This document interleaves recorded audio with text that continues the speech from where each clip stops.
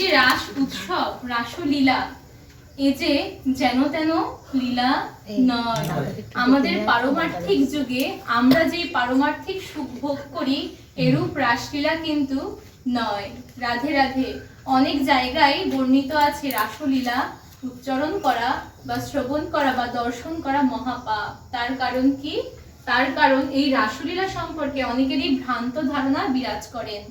যে প্রকার আমরা মনে করি রাস মেলা, রাস উৎসব মানে হচ্ছে পারমার্থিক সুখ, আমরা যা ভোগ করি হয়তোবা তাই হবে। রাধে রাধে। ভগবান কি এহেন কর্ম করতে পারেন যা ভক্তর ভেতরে আলোচনা হবে না, ভক্ত সেটা জ্ঞাত হবে না? ভগবান কখনোই কিন্তু এরূপ কর্ম করতে পারেন না। প্রত্যেকটা লীলার পেছনে তার কিন্তু একটি না একটি অজস্র অজস্র কারণ বিরাজমান থাকে। রাধে রাধে। এই রাস উৎসব, রাস যে লীলা, সেই রাসলীলার জ্ঞান ধারণ করা, উচ্চারণ করা, শ্রবণ করা অতীব অতীব উচ্চ স্তরে বিরাজ করে।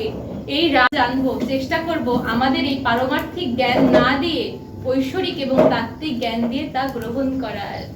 রাধে রাধে। যখন ভগবান শ্রীকৃষ্ণ গোপিনীদের বস্ত্র হরণ করেছিলেন, আমরা তো সকলেই জানি। রাধে রাধে। কেন করেছিলেন? আমরা হয়তো সবাই ভাবি যে ভগবান কি করলেন, লীলা করেছেন বস্ত্র হরণ করে, কিন্তু না, তার পেছনেও কিন্তু কারণ ছিল। রাধে রাধে। যখন অষ্টসখী সহ সকল গোপিনীগণ স্থানে যেতেন তখন কি করতেন? নিমগ্ন হয়ে বস্ত্র রেখেই কিন্তু স্থানে চলে যেতেন। এটি করা কখনোই উচিত নয়। রাধে রাধে। ভগবান সেই শিক্ষা প্রদান করেছিলেন গোপিনীদের। রাধে রাধে। সেই শিক্ষা প্রদান করেছিলেন। তার কারণ যখন গঙ্গায় তারা স্নানে যেতেন তখন বস্ত্র পরিধান করতেন না। এটিকে কিন্তু গঙ্গা সহ তাকে অপমান করা হয়। রাধে রাধে। গঙ্গাকে অপমান করা হয়। এহেন শিক্ষা গোপিনীদের দেওয়ার জন্য ভগবান বস্ত্র হরণ করে কিন্তু লুকিয়ে রেখেছিলেন। রাধে রাধে। এই যে গোপিনীদের ভেতরে কৃষ্ণ প্রেম, কৃষ্ণ ভক্তি, এই ভক্তি যে অধিক থেকে অধিক ওপরে। রাধে রাধে। এই যে গোপিনীদের কৃষ্ণের প্রতি ভক্তি প্রেম, এই প্রেম ভক্তি আমাদের মতো অধমের পক্ষে সম্ভব না। রাধে রাধে। এহেন প্রেম ভক্তি এবং ভক্তি প্রেম কিন্তু গোপিনীদের ভেতরে ছিলেন। যেহেতু কৃষ্ণকে সবাই ভালোবাসতেন, কৃষ্ণও চাইতেন তাদের সার্থিক জ্ঞান প্রদান করা। রাধে রাধে। এ কি শুধু গোপিনীদের দিয়েছেন এই জ্ঞানটি? না, এই সকল জীবের জন্য কিন্তু ভগবান এই জ্ঞানটি প্রদান করেছেন। রাধে রাধে। কি জ্ঞান? এই যে শাস্ত্রিক কিছু জ্ঞান। হয়তো আমরা কলিযুগের জীব, আমাদের অল্প ভাগ্য, মন্দ ভাগ্য, অল্প আয়ু।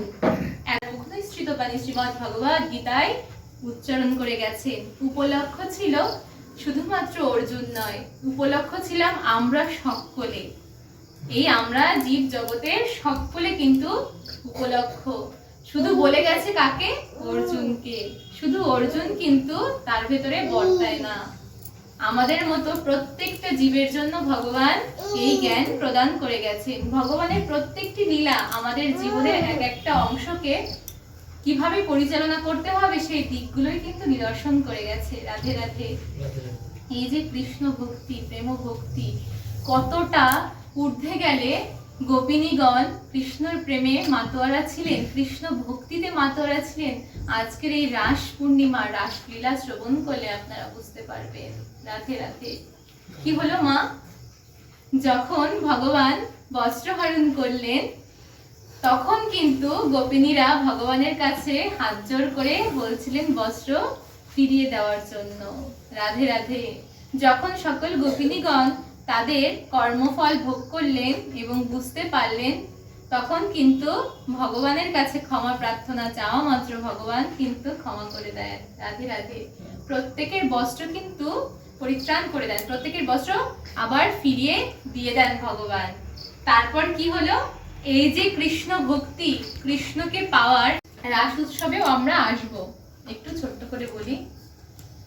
আমাদের সখা, কৃষ্ণ সখা সকল সখাদের নিয়ে কিন্তু গোচরণ করছেন, রাধে রাধে গোচরণ করছেন। তখন কি হয়েছে, সুদামা সহ আরো যত তার সখারা ছিল সবাই যখন গোচরণ করছে, তাদের ভেতরে কিন্তু রাধে রাধে কি করেছে, এক ভক্ত তার সখা সে বলছে কি, ভগবানকে বলছে, কৃষ্ণ আমি আজকে যাই। বলছে কোথায় যাবে? বলছে রাধে রাধে, ছোট্ট করে বলছি, বলছে আমি একটু শ্বশুর বাড়ি যাব। রাধে রাধে। ভগবান ভাবছে যে শ্বশুর বাড়ি, বলছে আমাকে নেবে না সখা, আমাকে নেবে না শ্বশুর বাড়ি।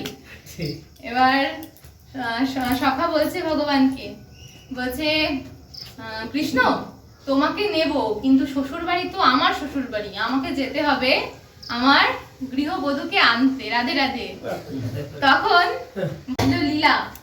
বাল্য লীলায় তিনি এতটাই নিমগ্ন হয়ে গেছেন, কি মধুর লীলা দেখুন ভগবানের। রাধে রাধে। তখন বলছে, সেই সখাকে বলছে, সখা তুমি শ্বশুর বাড়ি যাচ্ছ, তাহলে আমাকে নেবে না? এবার বলছে না, শ্বশুর বাড়ি আমি গৃহবধূকে নিয়ে আসি, তারপর তোমাকে নিয়ে যাব। বলছে ঠিক আছে। এবার বাড়ি গিয়ে মাকে বলছে, মা যশোদাকে বলছে, ও মা আমি শ্বশুর বাড়ি যাব। রাধে রাধে। বলছে আমি শ্বশুর বাড়ি যাব। তখন মা যশোদা বলছে, বাবা তুই এখনো তো অনেক ছোট, তুই এখন অনেক ছোট। বলছে শ্বশুর বাড়ি কি মা? বলছে যেমন মামার বাড়ি হয়, বাবার বাড়ি হয়, ওরকম শ্বশুর বাড়ি হয়। রাধে রাধে। তখন বলছে আমি তো যাবোই শ্বশুর বাড়ি, আমাকে নিয়ে চলো। রাধে রাধে। মা যশোদা তখন কি বলছে, বলছে শ্বশুর বাড়ি যেতে গেলে তুই তো এখনো অনেক ছোট, তোকে স্নান করানো খাওয়ানো সমস্ত কিছু তো আমার করে দিতে হয়, তুই তো এখনো বড় হইসনি, তুই একটু বড় হ, তারপর তুই শ্বশুর বাড়ি যাবি। তখন কি বলছে ভগবান, ভগবান দেখুন, ভগবান বলছে, ও তুমি কালকে থেকে আমার জন্য আর কিছু করতে হবে না, আমার যা কার্যকর্ম আছে আমি নিজে নিজে সেরে নেব। তুমি কখন ওই কৃষ্ণকে দর্শন করবে না, ওই কৃষ্ণ দর্শন করলে কারোর আর সংসার করা হয় না। রাধে রাধে। বলছে ওই কৃষ্ণকে দর্শন করা মানে রোগে পড়া। রাধে রাধে। বলছে কৃষ্ণ দর্শন করলে রোগ হয়, ওই রোগে সংসার করা আর হয় না, তাই তুমি ওই কৃষ্ণকে দর্শন করবে না।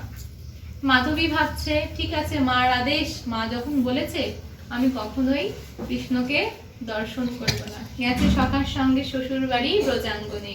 এদিকে কৃষ্ণ সাদরে আহ্বান জানানোর জন্য বসে আছে যে কখন বধূকে নিয়ে আসবে, সেই নতুন বধূকে আমরা দেখব। রাধে রাধে। বধূকে নিয়ে ব্রজাঙ্গনে প্রবেশ করেছে। আর ব্রজাঙ্গনে সকল রমণীরা কিন্তু, আদি যে রমণীরা আছে তারা কিন্তু ঘোমটা টেনে থাকতো, তাই না? রাধে রাধে। ঘোমটা টেনে থাকতো সব সময়। এদিকে মাধবী তো অনেকটা বড় ঘোমটা টেনে কিন্তু রেখেছে। এবার কি বলছে সখা? সখা বলছে ও কৃষ্ণ এই দেখো নতুন বধূ নিয়ে এসেছি। তা সখা বলছে নতুন বধূ নিয়ে এসছো, কি করে দেখবো? তোমার বধূ তো তার মুখখানি আমাকে দেখাচ্ছে না। রাধে রাধে। এদিকে মাধবীকে তো মা বলে দিয়েছে যে ওই কৃষ্ণকে মুখ দেখাবি না, আর ওই সখা তো বলে দিয়েছে কৃষ্ণ দেখো বধূ নিয়ে এসেছি। এবার সেই মাধবী তো বুঝে গেছে তাহলে সামনে কৃষ্ণই আছে, কৃষ্ণকে মুখ দেখানো যাবে না। রাধে রাধে। যখন মা এরম বলে দিয়েছে সে কি আর করতে পারে? তখন কৃষ্ণ বলছে যে তোমার মুখটা দেখাও। মাধবী তখন বলছে না, আমি তোমার মুখ দর্শন করতে চাই না।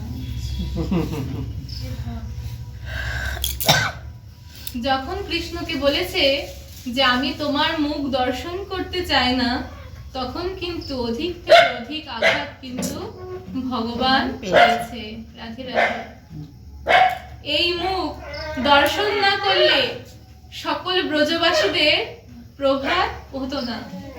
এই মুখ দর্শন না করলে কেউ কিন্তু সেদিনের আহার গ্রহণ করত না। ওই কৃষ্ণকে, রাধে রাধে, ওই কৃষ্ণকে সেবা না দিলে কোনো ব্রজাঙ্গনাবাসী সহ সকল ব্রজের কেউ কিন্তু আহার মুখে তুলতো না, ওই কৃষ্ণকে একটু দর্শন করবার লাগে দূর দূরান্ত থেকে সকলে ছুটতে আসতো ওই কৃষ্ণকে দর্শন করবে। রাধে রাধে।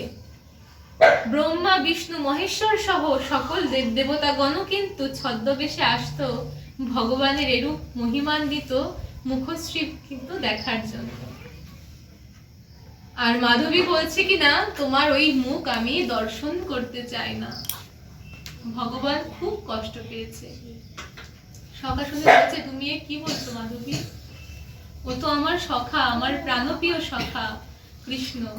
কৃষ্ণকে ছাড়া যে আমরা সকলে কেউ কিচ্ছু ভাবতে পারি না।